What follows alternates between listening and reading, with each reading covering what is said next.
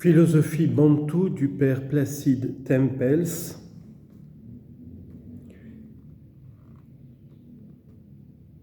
L'ontologie des bantous, la notion de l'être, suite. B.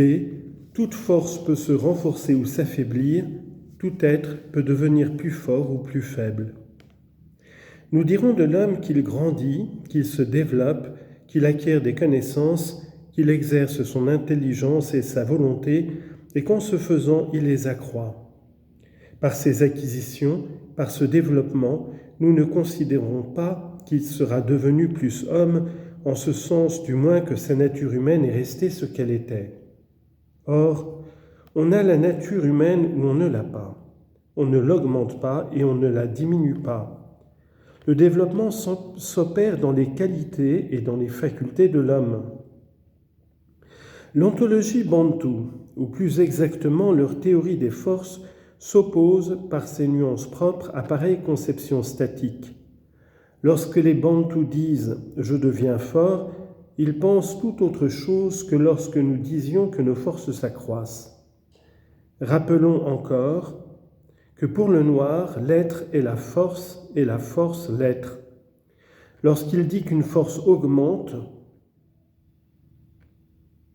ou qu'un être est renforcé, il faudrait exprimer cela en notre langue et suivant notre mentalité par « cet être s'est accru en tant qu'être, sa nature s'est fortifiée, augmentée, magnifiée ».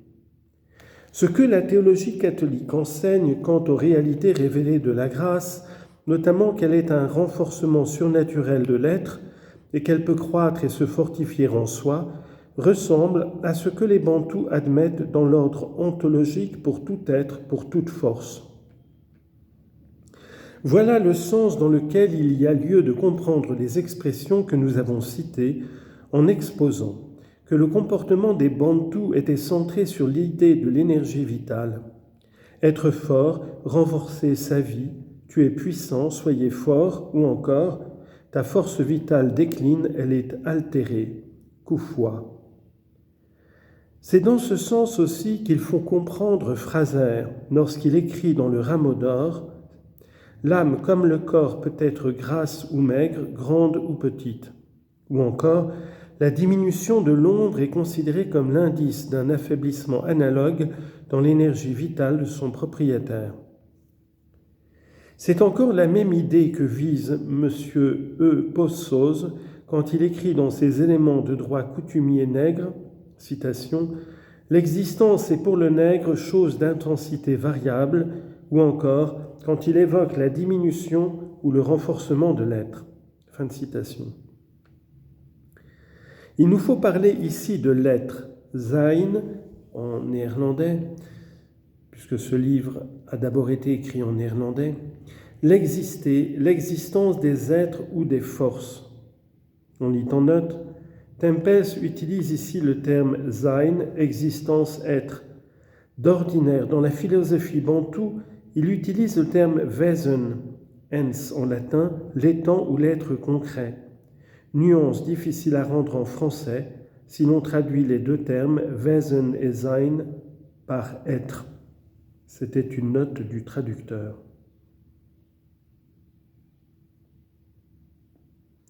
L'origine, la subsistance et le dépérissement des êtres ou des forces est expressément et exclusivement attribué à Dieu. Le terme créé, dans son acception propre de tirer du néant, se retrouve avec sa pleine signification dans les langues bantoues, Kupanga en Kiluba. C'est en ce sens que les bantous voient dans le phénomène de la conception une intervention directe de Dieu créant la vie. Ceux qui pensent que, d'après les bantous, un être peut annihiler complètement un autre être, au point qu'il cesse d'exister, se font une idée fausse de leur conception. Sans doute, une force surpassant une autre force peut paralyser la première, la diminuer et même arrêter totalement son action. Mais la force ne cesse pas pour autant d'exister. L'existence venant de Dieu ne peut être enlevée à la créature par aucune force créée. Petit c. L'interaction des forces, un être influence l'autre. Nous parlons de l'interaction mécanique, chimique et psychique des êtres. Nous reconnaissons une autre causalité conditionnant l'être même, la cause de l'existence de l'être en tant qu'être. C'est la cause métaphysique qui relie la créature au créateur. Le rapport de créateur à créature est une constante. Je veux dire que la créature est de par sa nature dépendante d'une façon permanente de son créateur quant à son existence et quant à sa subsistance. Nous, blancs, ne concevons pas une pareille relation entre créatures. Les êtres créés sont désignés en philosophie scolastique comme des substances, c'est-à-dire des êtres qui existent, sinon par eux-mêmes, du moins en eux-mêmes, in se non in alio, en latin, en soi et non dans un autre. L'enfant est, dès sa naissance, un être nouveau, un être humain complet. Il a la plénitude de la nature humaine et son existence en tant qu'homme est indépendante de celle de ses géniteurs. La nature humaine de l'enfant ne demeure pas d'une façon permanente en relation de dépendance avec celle de ses parents. Cette conception d'être distinct, de substance, pour reprendre le terme scolastique, se trouvant côte à côte, totalement indépendants les uns des autres, est étrangère à la pensée bantoue. Pour elle, les créatures gardent entre elles un lien, un rapport ontologique intime, comparable au lien de causalité qui relie la créature au créateur. Pour le bantou, il existe une interaction d'être à être, c'est-à-dire de force à force. C'est par-delà l'interaction mécanique, chimique ou psychologique qu'il voit un rapport de force que nous devrions nommer ontologique. Dans la force créée, l'être contingent, le bantou voit une action causale émanant de la nature même de cette force créée et influençant les autres forces. Une force renforcera ou déforcera une autre force. Cette causalité n'est nullement surnaturelle, en ce sens qu'elle dépasserait l'attribut propre de la nature créée. C'est au contraire une action causale métaphysique qui découle de la nature même de la créature. La connaissance générale de ces influences demeure dans le domaine des connaissances naturelles et constitue proprement la philosophie. L'observation de l'action de ces forces dans ses applications spécifiques et concrètes constituerait la science naturelle bantoue. On a désigné cette interaction des êtres par le vocable de magie. Si on prétend le conserver, il y aurait lieu d'en modifier le sens et de l'entendre en conformité avec ce qui met la pensée bantoue. Dans ce que les Européens nomment la magie des primitifs, il n'y a aux yeux du primitif aucune action de force surnaturelle, indéterminable, mais simplement interaction de forces naturelles telles qu'elles furent créées par Dieu et telles qu'elles furent mises par lui à la disposition des hommes. Dans leurs études sur la magie, les auteurs distinguent la magie de similitude, de sympathie, la magie par contact, la magie du désir exprimé, etc.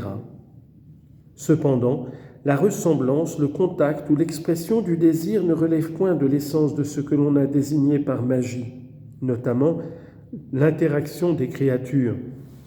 Le seul fait qu'on ait eu recours à des dénominations différentes pour distinguer les espèces de magie prouve que l'on a renoncé à pénétrer la nature profonde de cette magie pour ne s'attacher qu'à une classification